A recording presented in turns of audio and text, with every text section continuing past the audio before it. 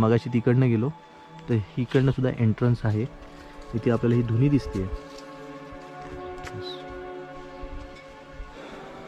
महाराज जर आपल्याला बाहेर आले तर आपण महाराजांचं दर्शन सुद्धा घेऊया आणि तोपर्यंत आपण द्रोणाचार्यांना इकडनं वर पाठवूया आणि बघूया वरनं आपल्याला काय शॉट मिळतं.